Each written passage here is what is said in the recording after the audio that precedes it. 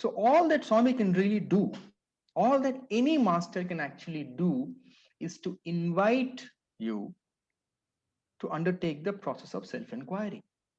In an interview with Sai Baba, he said to you to fill your mind with just one question. He said, the only question is, who am I? In 2006, Kodaikanal, once 30 of us were sitting around Swami, and Swami asked this question, who am I? And then answers were flying thick and fast. And, people said, Swami, you are love. And Swami said, no. Then, many answers flew thick and fast. And I remember one particular answer. That person said, Swami, you are Paripurna Avatara, which means in English, you are the absolute divine incarnate. And Swami said, Adu kade kadu, I am definitely not that. And then Swami said, I am I. And another big lesson from Sai Baba, you are not the body, you are not the mind. Everything the mind says, from a point of view, it's a lie. And I'm not qualifying the statement. Everything is a lie. In finding the answers to who am I, Sanjay continues to be the ever-faithful Baba student. Sai Baba is famous for having taught, what is it that you would rather have, information or transformation? I had become a bit of a scholar in Indian scriptures, the Upanishads, the Vedas, the works of Sri Adi Shankaracharya, and I used to read a lot, and Swami used to read. But in 2007, Swami said, make a bundle of all your books and throw it in the river. And I never read a book since that day, and it is today now, what, 13, 14 years. I haven't read a book. I haven't Really? picked up a spiritual book with the intention of reading it. So why did he say that to you? Because there is nobody, no master, however great, no book, however wonderfully written, no word, however beautifully expressed, no thought, however profound it is, can give us the slightest clue of who we are. So every answer to the question who we are is only a stumbling block. Because the moment you get an answer in the inquiry, you are supposed to ask, we should ask, who got the answer? And again, the answer comes, oh, I got the answer. Oh, so who am I? And then you go deeper. So it is like this. It is like an infinite well. You can only fall into it. You cannot reach the bottom. Sanjay, welcome to Sojourns. It's a delight to have you with us. I've been looking forward to this. I hope you have been too. Same here, Ted. Looking forward to talking to you. Thank you for having me. I'd like to begin by asking a couple of follow-up questions to some of the excellent points you made. In an interview with Sai Baba, he said to you, every answer that your mind finds to a question will simply lead to 1,000 more questions. And then he said, ignore all those questions and fill your mind with just one question. And I knew before I heard you say it what that question was going to be, Sanjay. He said, the only question is, who am I? It gave me goosebumps when I heard you say it, because that's where Jody and I and many other Sai devotees and other people we know who are not Sai devotees are moving towards more and more. Did you know instantly what that meant? Swami's words are always like that. There are so many dimensions to it. So you discover more and more of it as you discover more and more of yourself. So it's always an ongoing process. Like something Swami said to me in 2005, it made a certain sense to me. In 2009, when I was a different person, it made a completely different sense to me. And today, I look at it in a completely different way. So of course, Swami's words reveal more and more layers, as more and more layers of yourself you discover. Sure. So yeah, I mean, it did make sense to me, but it makes a lot more, it's a lot more insightful to me today where I sit. Well, you said that now twice. Today it means something different. What does it mean to you that it's insightful today? Yeah. So you see, as I started experiencing who I am, or rather, who I truly am started seeping into my experience, the first thing that really hit me was that we all live in a world of words. All of us. We live in this world of I know. And that was the first shock I got when I really realized that I simply don't know anything at all. I simply don't know anything. In fact, nowadays, when people ask me questions, increasingly I find myself at a loss of words. I find myself increasingly unable to communicate what I truly want to communicate because I just really don't know. And not only do I not know, all that is of value to me and value to anybody is actually unknowable. All of us are swimming in an ocean of unknowable mystery.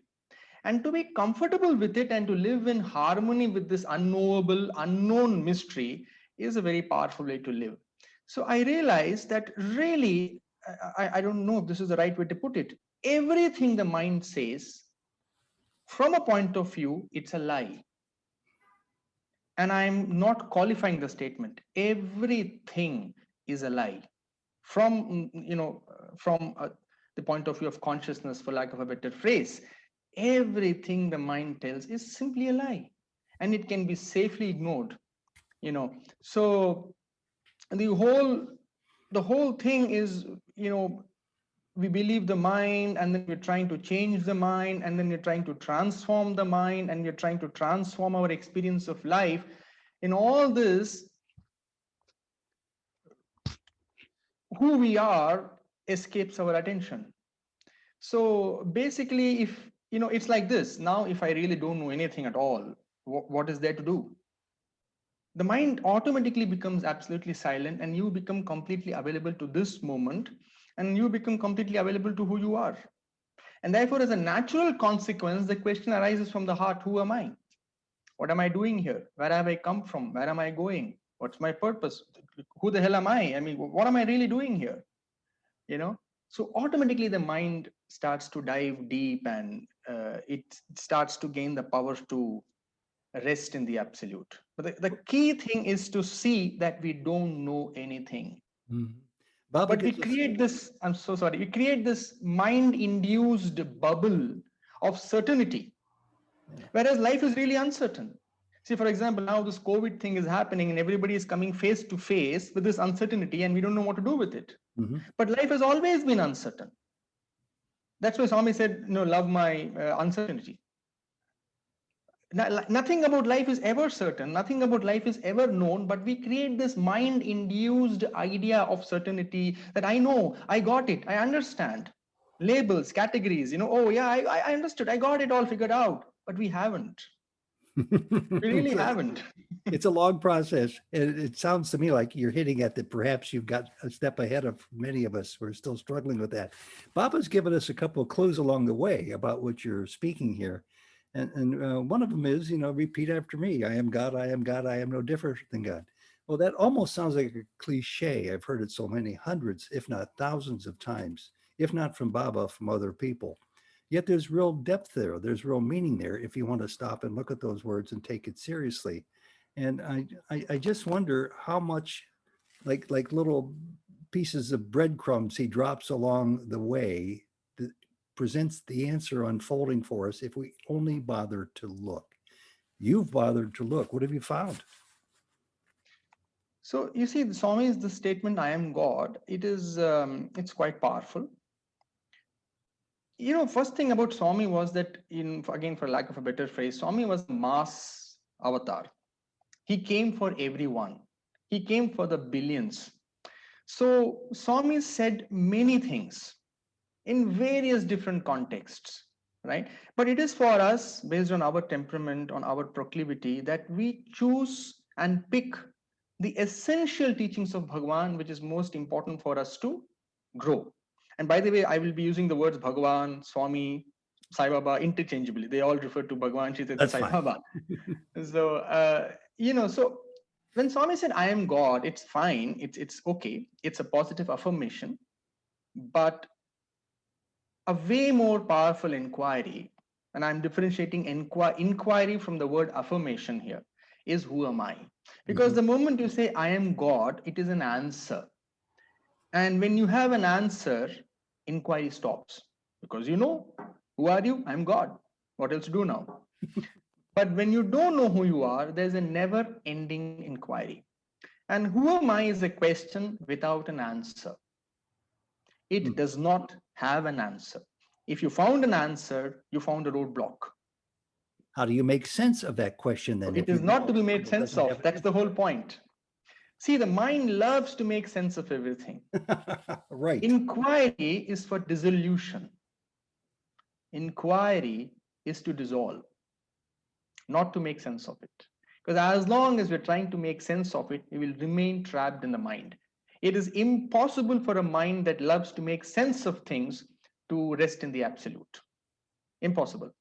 So, this desire to make sense of something, this desire to understand, this desire to define it in our mind, this is what stops the process of deep inquiry. So the first thing is to let go the desire to know, to understand, and to simply be willing to be able to jump. Just dive deep, completely. Just simply dive. So when Swami says, I am God, see, it's like this. When the mind is very chaotic, suppose the negative impulses are very strong, then probably it's a useful affirmation. It brings certain order to the mind. So, in that context, Swami might have said, but Swami also said, in fact, I have spoken of this many times in many talks. In 2006, Kodaikanal, once 30 of us were sitting around Swami, and Swami asked this question, who am I? Swami asked this question, pointing to himself, who am I? And then answers were flying thick and fast. And people said, Swami, you are love. And Swami said, no, Kadu. In Telugu, he said Kadu. Then many answers flew thick and fast. And I remember one particular answer. The person said, Swami, you are Paripurna Avatara, which means in English, you are the absolute divine incarnate. And Swami said, Adu Kade Kadu, I am definitely not that. And finally, we all gave up. And then Swami said, I am I. So he used Nenu, that phrase. Nene. He Yeah. used the exact phrase Nenu, Nene in Telugu, which means I am I. That's all. That's all. Stop adding labels. I am this, I am that. I am simply I. Once to me in the interview room, and I'm sure to many, many, countless other people, he has said the same thing. So, who is Ted? Well, there are three Teds. There's the Ted that Sanjay thinks he knows. In the brief time that we've had a chance to size one another up, you've got an opinion or an observation. And then there's the Ted that I think I know, and then there's the real Ted. As many times as I've heard that story, I don't think I've ever heard Baba say a whole lot about who you are. He sort of opens the door and waits for you to start passing through it to ask of him in your heart, if not face to face. And I think that's part of the illusory game. He calls it a drama. He calls it a play. See, Ted, there is a reason why Swami never gave the answer to the question, who am I? Because the moment Swami gives an answer, we will make it a concept. We will make it a mental concept. Like, for example, I am God. You know, so, and there, inquiry stops. Not only inquiry, even spiritual growth kind of stops. You lose access to the transcendent reality of who we are. So all that Swami can really do, all that any master can actually do, is to invite you to undertake the process of self-inquiry. I used to be into a lot of books till about 2007, and again I have mentioned this many times in many talks, and Swami used to encourage me. I had become a bit of a scholar in Indian scriptures, the Upanishads, the Vedas, the works of Sri Adi Shankaracharya, and I used to read a lot, and Swami used to read. But in 2007, Swami said, make a bundle of all your books and throw it in the river. Even though there was no Never, water in the river. yeah, exactly. And I never read a book since that day, and it is today now, what, 13, 14 years. I haven't read a book. I haven't Really? picked up a spiritual book with the intention of reading it. Of course, sometimes some books, they just come into your hands and you might just flip through few pages, but I haven't picked a book So why because did he there say is that? nothing, sorry, So why did he say that to you? because there is nobody, no master, however great, no book, however wonderfully written, no word, however beautifully expressed, no thought, however profound it is, can give us the slightest clue of who we are. Hmm. Because everything that is every answer to the question who we are is only a stumbling block. Because the moment you get an answer in the inquiry, you are supposed to ask, we should ask, who got the answer? And again, the answer comes, oh, I got the answer. Oh, so who am I? And then you go deeper. So it is like this. It is like an infinite well. You can only fall into it. You cannot reach the bottom. But then that is the joy. The mind loves certainty. It needs to know. So what's at the end of this tunnel? Nothing. It's an infinite tunnel. We can fall into it and dissolve in the absolute. It is like the wave becomes the ocean. So it is like this. There was a great Sufi mystic in India called Kabir Das. I don't know if you have heard of him. A few No. centuries back, very, very great yogi and a mystic, Kabir. He used to say in his language, I'll translate it for you. He said, when I am there, the guru is not. And now that the guru is there, I am not. Okay. So as Ramana Maharishi would say, it's like in that, I am not. So there is really nobody to of course, once we see the absolute, then the experience we can draw it into the mind, then try to make sense of it, and then we can even verbalize it. But the experience itself, the abidance itself in the absolute is wordless, thoughtless, answerless, and it is just what it is. Let's move on along this same line, if we might. All Baba right. also told the boys, perhaps the same boys in your presence at the same time, the story of Buddha, who also asked of himself, who am I? Seems to be a popular phrase. That same Mm. question obviously was posed by Ramana Maharshi back in 1902 to a young reporter or journalist who wanted to put his thoughts and words of wisdom into book form. And 20 years later, it came out as the book, Who Am I? Well, the question I want to know is, why has it taken so long for, still relatively speaking, only a handful of people to be aware of the concept and willing to engage in the practice of self inquiry? In one word, willingness. Most of us, most of humanity, is still very interested in the drama of the mind, which is fine. There is no judgment. We are gods. We can choose to play the game as long as we want to play. But many people, even most of almost 99%, and I'm just throwing this number, Mhm. percent of even those people who claim to be spiritual, who claim to be on the path, really are only trying to improve their lives, the content of their lives. Very few people are really willing to know life itself. Very few. Most people who claim I'm on the path, I want self-realization, I want to attain Godhead or whatever, they really, it's not true. They only say that, but deep down, what they want is to improve their story. Very few people are willing to go beyond the story and to know oneself.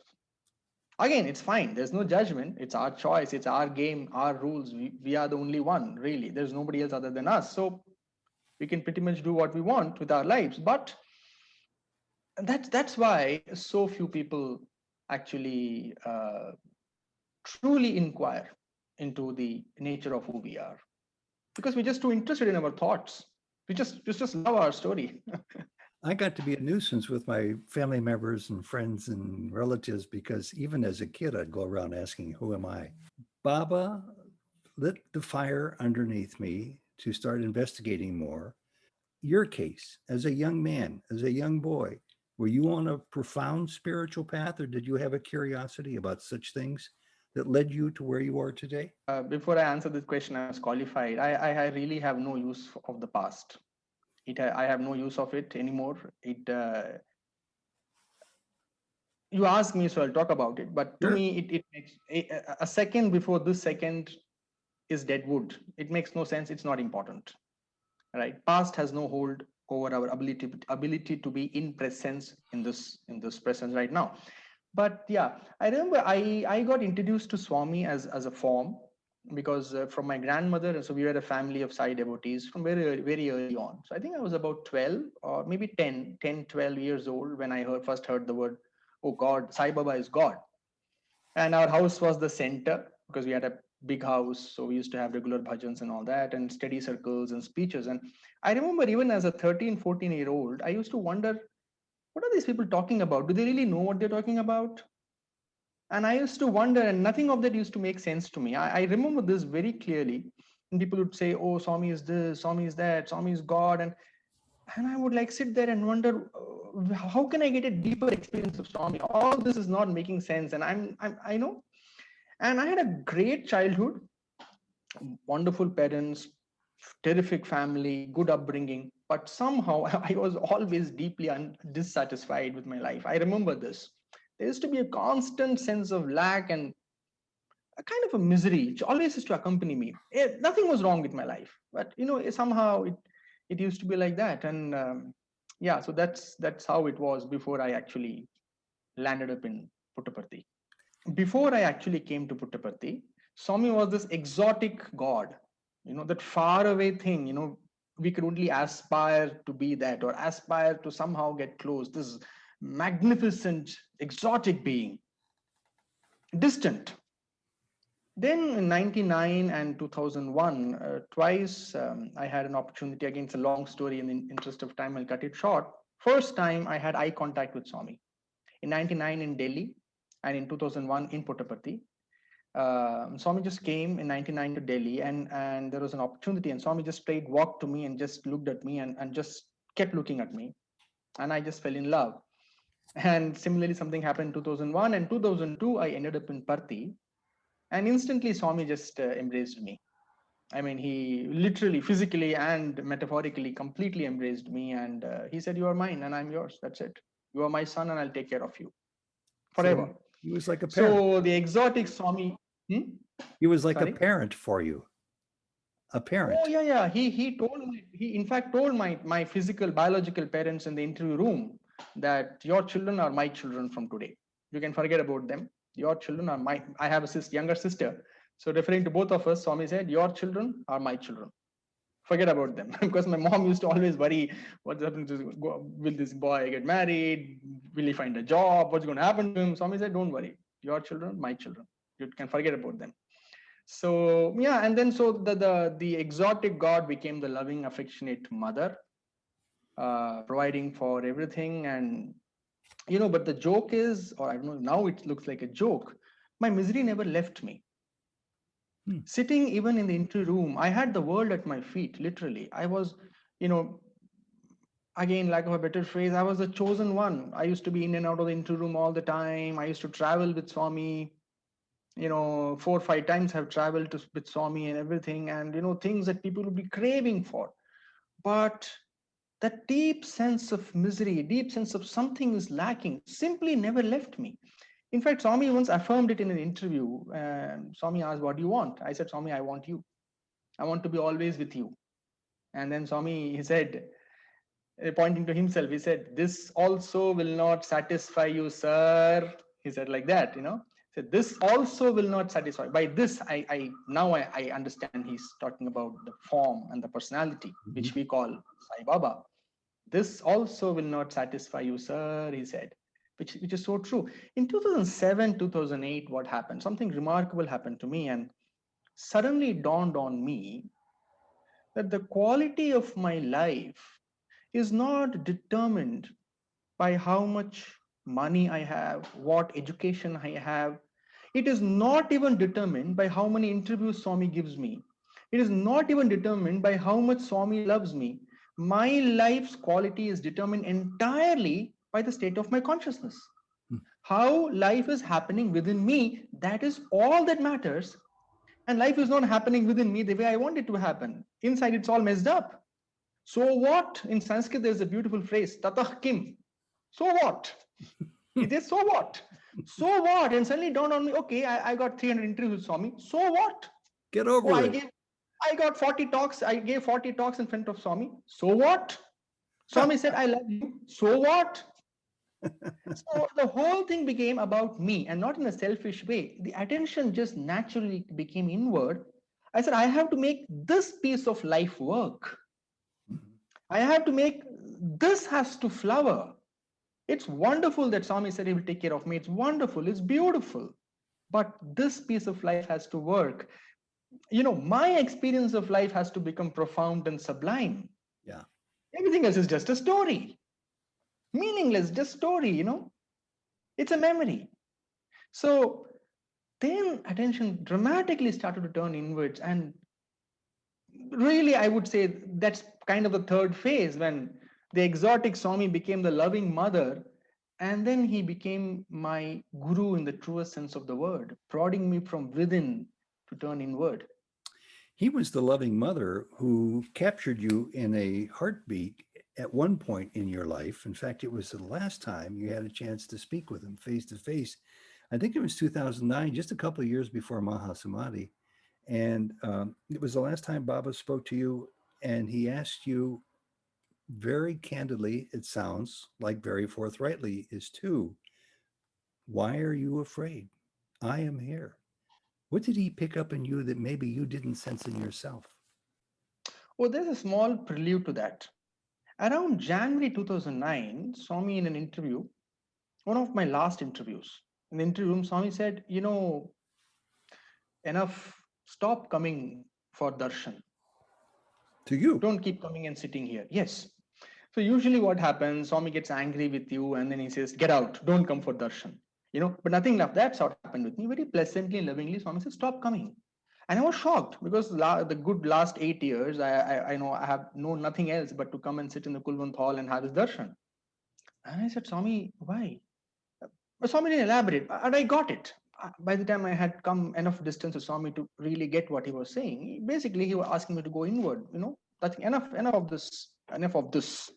You know, and okay, I said, okay, Swami. Then I came out of the interview, but I didn't take it seriously. I kept coming for darshan. Again, after 2 months or so, Swami said, "You're still here." I told you. Only then it dawned on me, oh my God, Swami was actually serious. you know so around April I had kind of made up my mind that that's about it. Once or twice more I will go, and then I will stop going for darshan. And in one of those last few darshans, Swami called me. He came in his golf cart in the veranda. I was sitting there. Swami called me, and I thought he was going to say something, but he really did. He just extended his hand. I extended my hand. Swami was already quite physically feeble, but still he gave a very firm grip.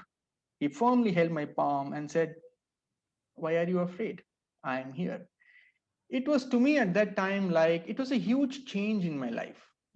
Although I was already beginning the process, I already begun the process of going inward, but still to completely cut yourself off from all that made sense to you and all that you valued, the physical form, the darshan.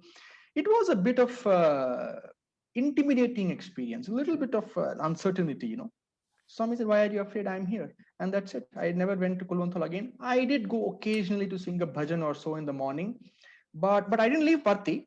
I would just, be in Parthi, but I just didn't go. That's 11 years ago now when he asked you why you were afraid. I think I heard you say, because of obvious reasons, because of all that you were going through, that there was anxiety, stress, and probably, presumably, fear in you today.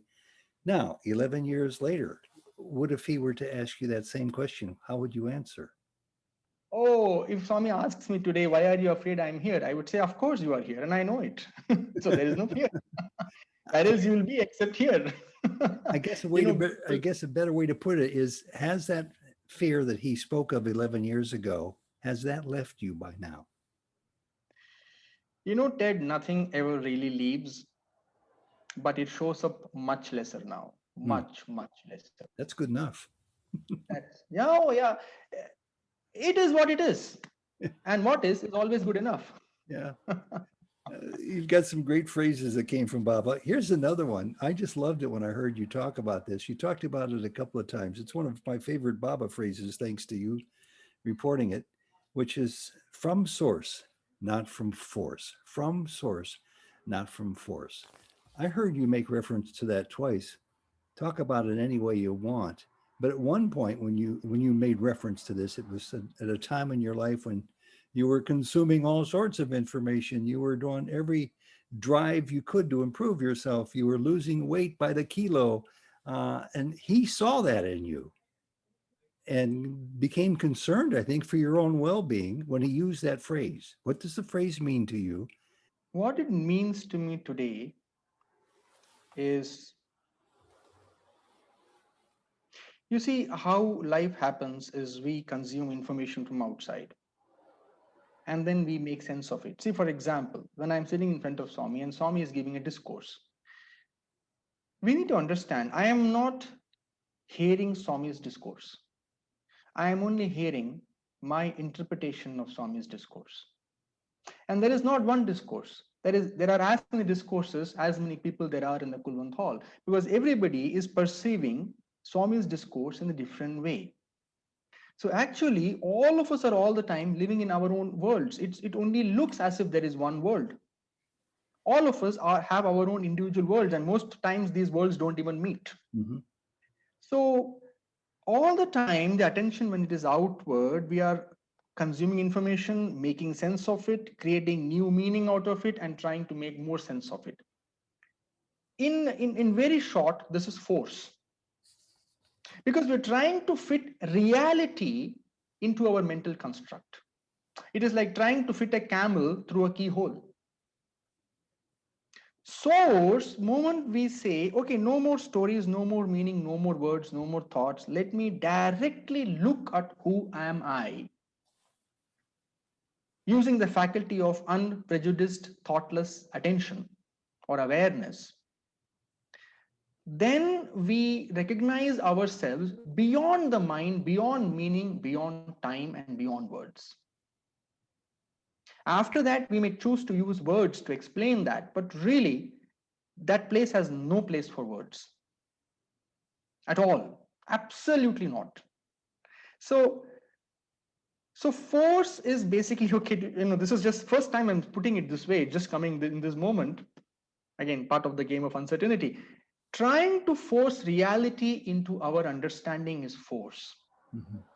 And allowing reality to seep into our understanding is source. So till that point of time, I was trying to understand reality, and it's painful because it is not possible. It is a game we will lose.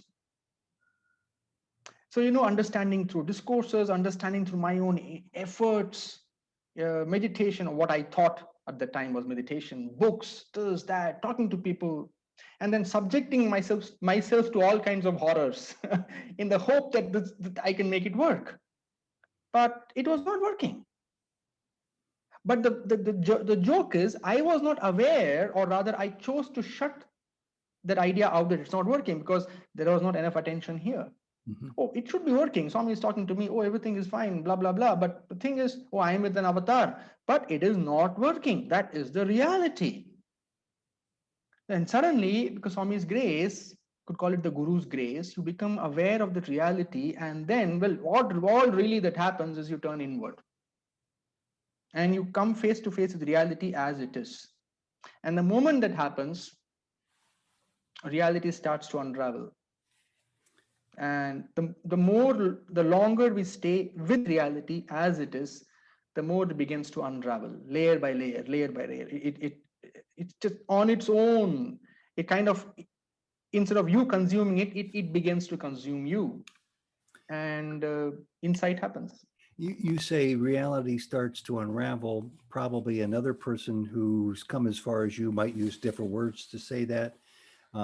Because I go out of my way to want to interview people such as yourself and others, I do encounter not many, but some along the way who are said to be awakened. They don't say it, uh, but their view is using their words, and I've heard this from more than one person.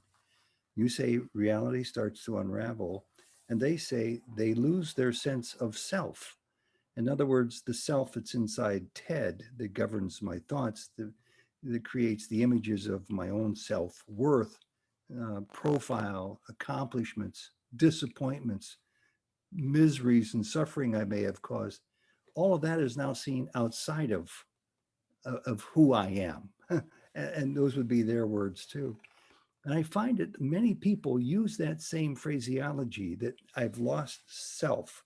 I no longer have a sense of self. It's outside, and I see myself as everything. So, are you familiar with that?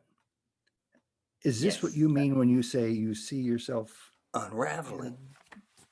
Yeah, completely. So when you say the sense of self, it is this only: meanings, words, thoughts, labels, categories, definitions, judgments, opinions, prejudices, biases. So all this is what makes Sanjay, all this is what makes Ted. So yes, absolutely, that is also my experience. The way I put it is, I start getting a distance from who I think I am. Hmm. You see, and when there is distance, it stops affecting you. For example, if something were to happen to me right now, it will affect me deeply. Let us say I get a headache, it's going to affect me. Suppose my parents get a headache, it would still affect me, but not as much.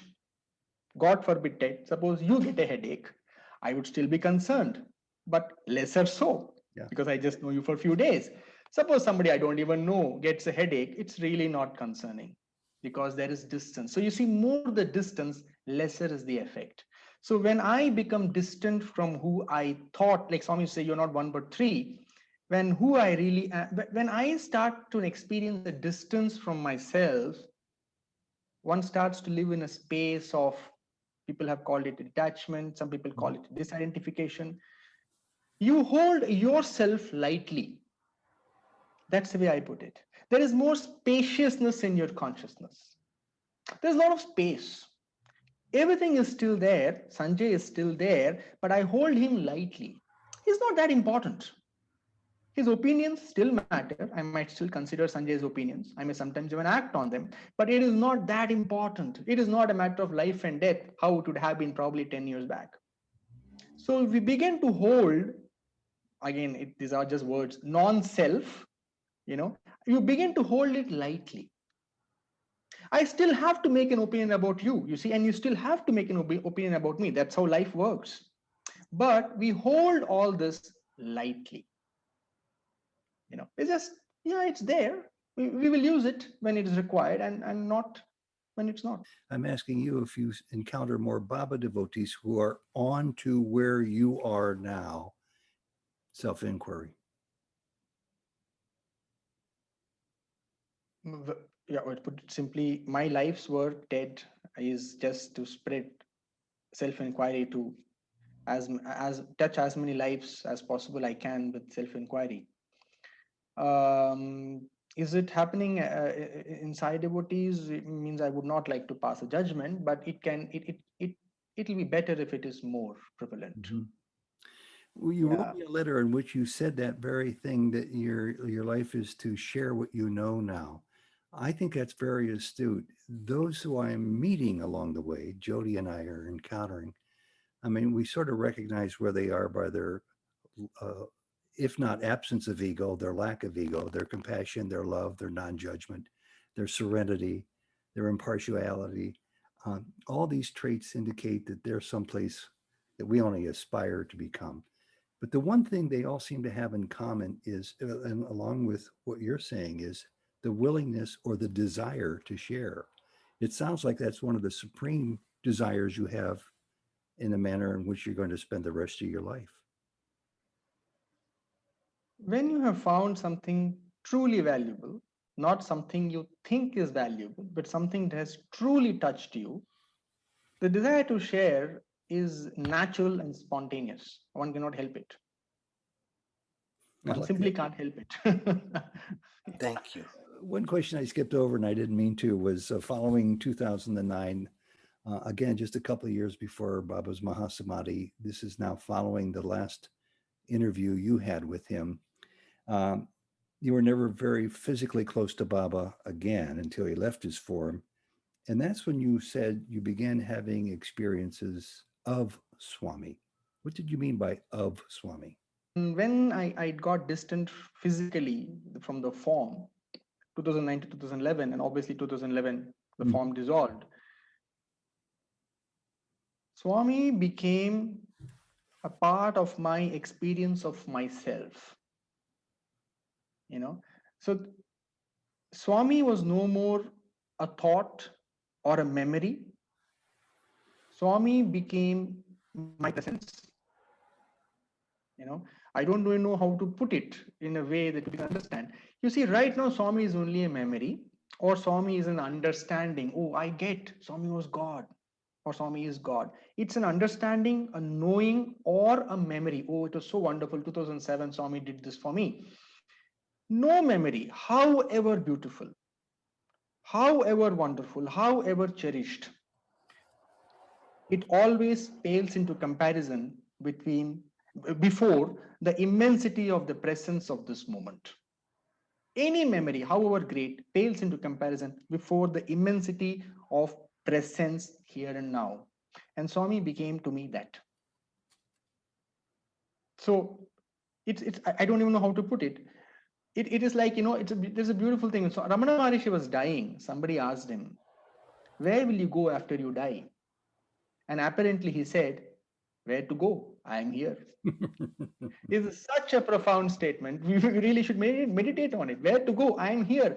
It encapsulates everything there is to know about spirituality. Yeah, Where to go? I am here. yeah, yeah, yeah. So that has kind of become like, there is like, oh, should we pray to Swami? Will his grace come? How do I summon him? How do I connect to Swami? All this has become unreal to me now. It doesn't make any sense. Where else will Swami go? He is here. That I answers lose him, then I am not here. That's all. that answers the very next question, because I broke out laughing when I saw in an interview or a talk you gave when you said that you really don't miss Swami today. How can you miss something, someone, Baba, if Baba never left? I think would be the answer you just gave. He never left because he never came. He is and was always here. He is inseparable from me. I lose him when I lose myself. That's it. There is no loss. There is nothing like God's grace. Even Swami's love seems unreal because there is no such thing. So when Baba says to you and He is anybody, here. He cannot help but love me. Or I mean, there is no, even if you say duality, the only thing we can take for granted in this world, every relationship has to be maintained. Even a mother and son relationship has to be maintained. Some minimum maintenance is required. Spouse, some maintenance. If you absolutely abdicate all responsibility, the relationship will fall apart eventually. The only love we can take for granted is Swami's love. I don't have to do anything to earn it or to deserve it. Nothing. I do not have to move my little thumb or little finger, I'm sorry, to earn or deserve Swami's love and grace. It is available to me a plenty, anytime, anywhere, whatever I do, however I am. It's here and now. It is inseparable from who we are in this moment. so the key question I want to ask you about that then is, but I see Baba's primary message is about non-duality. And for those of us in the West, that's still a very new concept. It's almost impossible to understand at first. You have to wrestle with it for a while and be wide open in your judgment. Um, it seems to me that when Baba would say to you or to me, repeat after me, I am God, I am God, I am no different from God. Isn't he saying in a very non dualistic way, Sanjay, you are Baba, you are Baba, you are no less than Baba? So when you talk to him, never leaving, he's never arrived, he's always been, he is you. Or am I stretching that point too far? Oh, absolutely not. Exactly. He is you. I mean, is you. He He is is you. you. He is you is beautiful way of putting it. But I will tell you how that experience is. There is no he and there is no you. There is only the absolute totality of this moment. This is where words fail us. Yes. Exactly. So, when we say me and Baba are one, actually it is a little misleading. And that is why words are so tricky. That is why Swami was so frugal, so to say, with his Frugal. words when it came to answering the question, who am I? The reason Swami was so frugal was when you say me and Baba are one, no, me and Baba are not one. There is only one. There is no me and Baba. Yeah. Oops. I apologize. A loud car No, just went that's by. okay. It's like if I put two mirrors in front of me for me to say, oh, both those images are same. No, they are not same. They are unreal. They don't exist. There is no me and Baba. There is just one. Yeah. And in the one, there is no me and there is neither Baba. So, how much resistance do you are you greeted with when you try pointing people in that direction to see that nothing they thought existed ever came into being and today doesn't exist? Oh, I never say this to people unless they come and ask me. So you don't get any resistance. I don't give unsolicited advice. I sit quietly. My life's purpose is to flower this being to the fullest possibility. And on the way, if somebody wants to walk with me, I am glad to walk with them. But other than that, I am not trying to out here to convince anybody or to convert anybody to my way of looking at things, because the grass grows at its own pace. The baby comes out in 9 months. You can't speed up the process by feeding more food to the mother. Things happen at the pace they have to happen. You have a wonderful way of putting it. I'm glad I asked the question just to hear that answer. Words do matter. Sometimes they get me in trouble when I use the wrong words, or words that maybe are ill-timed for the conversation. And I just got done talking about the quote you gave by saying that you don't miss Swami. Out of context, that could be controversial. In context, it makes perfect sense. You also made a statement once that probably raised a couple of people's eyebrows out of context. And it goes like this. One day you wrote a letter to Swami.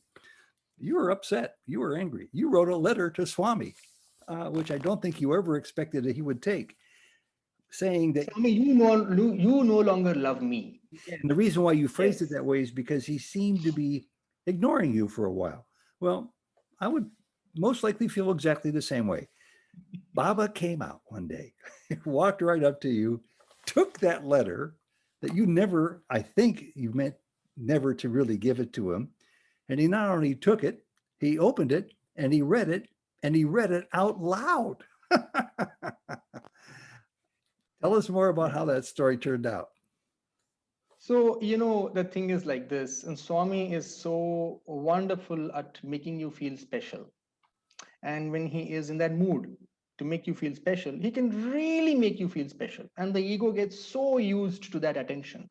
And when you are new to Swami's affections, you tend to take a lot of liberty. I wouldn't have dared do that a few years down the line, but I was just new. And Swami will make you feel as if you are the world to him, like he has come down only for you. you know so, and suddenly Swami withdrew that attention, and the ego was like fish out of water. And I wrote a harsh letter, and literally I wrote, Swami, you no longer love me. Your heart is of stone. you know and I was holding letter, actually not to the letter, because holding a letter is one way of grabbing his attention. Sure. So I was holding the letter, and I was, Swami, just take the letter, give it to somebody, and at least I'll get to go close to him. And Swami called me. He just stepped out of the interview room, just right at the door, at the threshold, and he called me. And I was sitting right in the front of the veranda. He called me and he said, "Give me the letter." And he started opening it and reading it. And right there, 5 feet from him, was the vice chancellor, the registrar, and all the VIPs and all my professors. And oh my God! And Swami started. Swami was very kind. When he reached that line, he softened his voice. He started mumbling. So I'm not sure if others heard it, but even if they did, I mean, what can anybody say? It's Swami. So Swami said, and then Swami said, when he read the word, Swami, you no longer love me. Then Swami said, no, no, no. My love is always the same. Your love is only like this, like this. Swami's love, always the same. That's beautiful. So, yeah, yeah. We talked about this in writing before, and I'm not quite sure I'm going to phrase it right. So be patient with me here. Would you please share something about what I think you said was a notable experience you once had in a very small temple tucked away high in the Himalayas? Something you shared in a talk back in the year 2014. Is that enough of a clue to get you started? Yeah. So we were traveling with some friends. We're about 40, 50 of us, just going around the Himalayas, just visiting temples and doing some small treks. So somehow I have been always like this. I find it difficult to sleep after 4. 4 a.m. I just wake up. It's unless I'm very sick or something else is very wrong with me, I can't sleep beyond that. So I got up at 4. Everybody was fast asleep, and I didn't know what to do. So it was Himalayan winter. It's very cold. So I just put on all my woolen clothes and I just stepped out of my hotel. And just across the road, I heard some bells. So I just thought, oh, looks like a temple. I just walked in. It was around 4:45 or so. And the moment I entered the temple, it was magnificent. The energy, which now I identify as the Divine Mother, was so palpable. You could almost feel it. It was 2014. And I just went, and around 4:45, 4:50, they were just opening the temple. They were just cleaning. They were still sweeping the place. And I just found a corner and I just sat. And I just sat and said, "Chalo, what to do? Let's meditate." So I closed my eyes and started meditating. And it was almost as if you pull the plug. You're watching television and somebody just goes and pulls the plug, and the television goes, poof, gone. It was as if somebody just pulled the plug. And instantly, again, words are very difficult to understand, but I will try to explain. I just went into a state of silence and was just sitting like that. And then, after some time, about 10 or 15 minutes later, I clearly heard a voice in my heart. So it was not a thought, it was actually a voice. I still remember the voice. It was a female voice, a very sweet, melodious female voice. I actually heard it physically. And the voice said, "Seek me in wordless silence. Seek me in wordless silence." And with that voice, I came back, and then I opened my eyes. And I found, to my utter amazement, two things. One, there was arti going on in the temple at that time. So I don't know if you know, North Indian artis are not like our Swami artis. They're very loud. There's conches going on, cymbals beating, people clapping, bells clinging. So it was a loud noise. Until that second, I had no clue about that. And secondly, 2.5 hours had passed. It was 7:45 or so. But in my awareness, it looked like about 10 or 15 minutes. So when I opened my eyes, I thought 10 or 15 minutes have passed, but 2.5 hours had passed. And usually if I sit for that long, my body is a little sore, the back will be a little sore. But I felt as if I'm just born. There was no soreness anywhere in the body. So it was just an amazing experience. When the mind is absent, the universe comes to a still. The universe comes to a standstill. Nothing really moves. Even the body stops to react. So it was a wonderful experience, and of course, I was so blissed out the whole day that I just wanted to hug anybody. I set my eyes on. I just want to hug them and tell them how much I love them. Man, woman, animal. you know, I had to force myself to stop myself. For social reasons. Otherwise, I was like that for about a day and a half.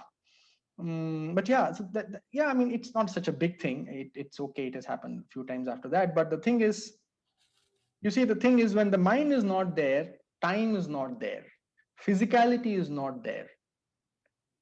At the time, what appeared to be 10, 15 minutes, was 2.5 hours. So really, when God says mind is the world, it became real to me at the time. When all attention is withdrawn from the world, from the mind, there is really no world. There is no time. And probably that is why God is called timeless. Now I am able to comfortably slide into thoughtlessness and remain like that. But you see, this is an experience for many people. Artists experience this all the time. Musicians, when they are playing their violin or guitar, they call it zoning in. They're just there. Only the music is there. They put it like, oh, I am not there anymore playing. The music is playing itself.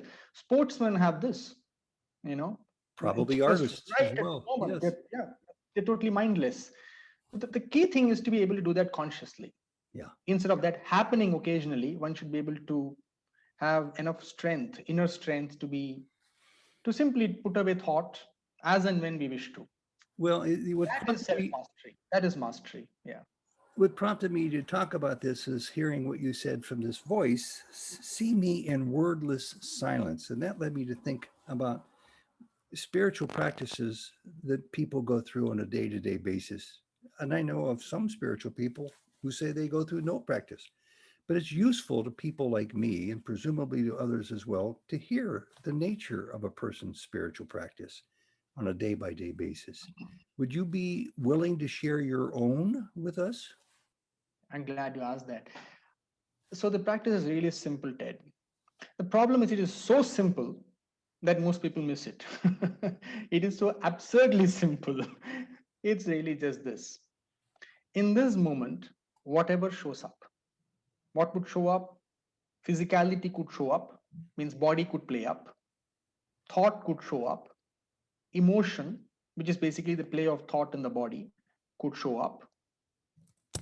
breathing could show up, or whatever else shows up. If there is an instant recognition and release of all forms of resistance to what shows up. Now, this is the key. Moment something shows up, instantly our minds are wired to say, ah, this is wonderful. Oh, this is not so wonderful. This ought to be. Oh, this ought not to be. Oh, this is a good thought. This is a bad thought. Ah, why am I feeling like this? Ah, I'm feeling like this. The moment there's a judgment, there is an acceptance or a resistance. This is the only two ways the mind reacts to what shows up in the moment. Only two ways. There is no third way. Instantly, either there is acceptance or there is resistance, and then it takes other convoluted forms. But if we can catch ourselves and release all resistance in this moment as it shows up, simply release all resistance, we become completely available to this moment. All our diffused energy in this way can be gathered, and then when we enter the heart center, we simply ask the question, who am I? Now, this who am I, what's again very important to note, that it is not a contemplation. It is not a dialogue with oneself. In the strictest sense of the term, it is not even a question. We use the three words, who am I, but the question itself is not a word. It is a direct dive, a directly paying attention to the I-ness that arises spontaneously from the heart. Because often when I say ask the question, who am I, people get it as it's a mental dialogue. Oh, so who am I? Oh, so am I this? Oh, no, it's not that at all. Because, minimum words have to be used. So we say, who am I? But really, it's not even a question in that sense of the term. It's directly looking at the I-ness. So when I say, I am Sanjay, there is somebody who claims to be Sanjay. When I say, oh, I am enlightened, for example, somebody says, there is somebody claiming to be something. So before we leave from I am and then go to, oh, Sanjay, oh, I am tall, I am intelligent, I am stupid, I am fair, I am dark, or whatever, we stay in the I am. We don't allow the energy to go to the next step. Stay in the I am and just look at that nature of the I-ness or I am that spontaneously arises in the heart. We don't make an effort, it spontaneously arises. That is the root of individual existence or the me. The moment the I rises, and if it is not paid enough attention to, the I goes and latches onto the form, and then the I becomes Ted. And then the I becomes Ted's life, and then becomes Ted's opinions, judgments, stories, Ted's past, Ted's future, and the whole drama. Before the I can latch on to something, you catch that I and look at its nature. Then instead of latching on to something, that I becomes a portal. It becomes a pathway to the absolute. It sounds complicated, but it is utterly simple. It's laughably simple, if only people are willing to try it. I hope everybody got that point that you made so well. I certainly understand it. And am I led to believe that this constitutes your daily practice of spiritual pursuit? Yes, I still do sit twice a day Meditate? for more focused inquiry. Yeah, meditation again is a word which is so differently understood by different Sure. people. It's like I the would word just call it God. exactly. I would just call it I sit silently. I would just put it that way. But yes, this is also a constant practice. So I have asked this question, which you don't have to answer, by the way. And I've been surprised how well constructed the reactions have been from a few people that I've asked it of, asking them if they feel through their pursuit of self that they've become, let's just use the word awakened. Do you feel like you've reached that level of heightened understanding, what I would call awakening? it's such an interesting question that basically your question is, are you awakened? Yeah. Yes. My answer is yes and no. And really it is. And I'm saying this with a bit of a sense of responsibility. Yes, because I am awakened when I'm awakened, and I am not when I think I'm not. I have enough clarity to see that what we call awakened is absolutely my natural nature. Does Sanjay sometimes show up clouding that clarity? Yes, he does show up. He does show up. Sometimes it needs a little bit of attention to put him away so that the clarity is again there. Now, have I reached? You know, I have now come to this place. I am quite sure that there is no such thing as reached. And I don't think I will ever reach. I don't think anybody has ever reached. There comes a stage in your life where you're absolutely without fear and there is absolute clarity. And you know that whatever life throws at you, you can handle. But I really don't know that if there is anything like awakened, because I have actually never heard any awakened being saying that I am awakened.